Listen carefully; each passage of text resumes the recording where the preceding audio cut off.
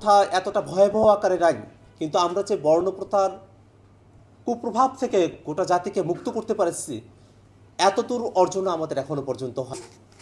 আমাদের দলিত হরিজন রবিদাস এবং তফসিলি সম্প্রদায়ের মানুষ না আমরা তাদেরকে একটা সাম্যের সমাজ দিতে পেরেছি, না মানবিক মর্যাদা দিতে পেরেছি, না সামাজিক সুবিচার আমরা নিশ্চিত করতে পেরেছি। এই প্রাককালে যোগেন মণ্ডলের নেতৃত্বে এদেশের দলিত হরিজন রবিদাস এবং তফসিলি সম্প্রদায়ের মানুষ তৎকালীন পাকিস্তান, পূর্ব পাকিস্তান, যেখান থেকে আজকের বাংলাদেশ, তার পক্ষে তারা অবস্থান গ্রহণ করেছিলেন। সে সময়টাতে যদি দলিত হরিজন রবিদাস এবং তফসিলি সম্প্রদায়ের মানুষেরা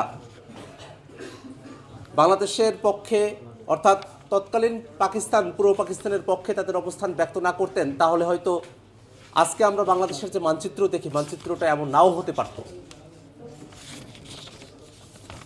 সেই 47-এর দেশভাগের পর পাকিস্তান পিরিয়ড গিয়েছে, বাংলাদেশ স্বাধীন হয়েছে, আমরা আত্মনিয়ন্ত্রণের অধিকার ফিরে পেয়েছি 71-এর মুক্তিযুদ্ধের মধ্য দিয়ে।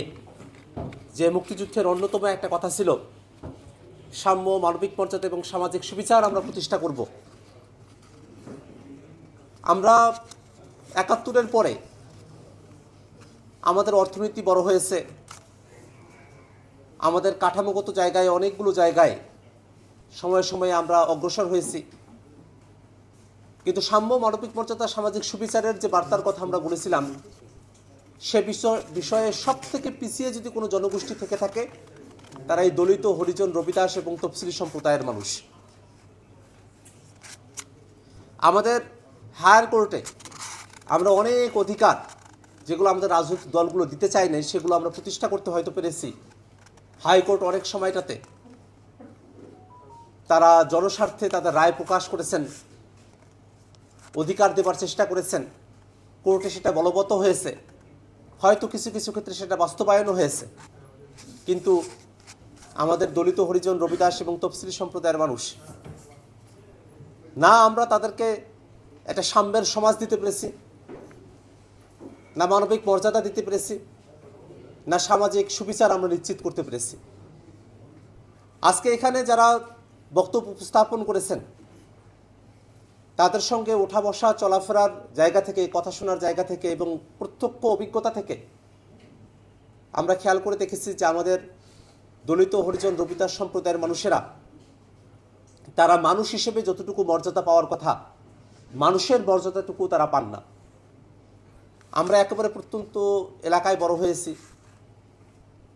সেখানে দেখেছি যে যারা পরিচ্ছন্নতার কাজ করেন, সে পরিচ্ছন্নতার কাজ আসার পরে তাদেরকে কোনো হোটেলে ঢুকতে দেওয়া হয় না, খাবার খেতে দেওয়া হয় না। হ্যাঁ, অবস্থার পরিবর্তন অনেক হয়েছে। এই জায়গাটাতে দ্বিবিধ মূল্যায়ন আছে আমার। ভারতের বর্তমান সেখানে কাস্ট সিস্টেম বা বর্ণপ্রথা যতটা ভয়াবহ রূপে আছে, বাংলাদেশে হয়তো সেই বর্ণপ্রথা এতটা ভয়াবহ আকারে নাই, কিন্তু আমরা যে বর্ণপ্রথার কুপ্রভাব থেকে গোটা জাতিকে মুক্ত করতে পারছি এতদূর অর্জন আমাদের এখনো পর্যন্ত হয়।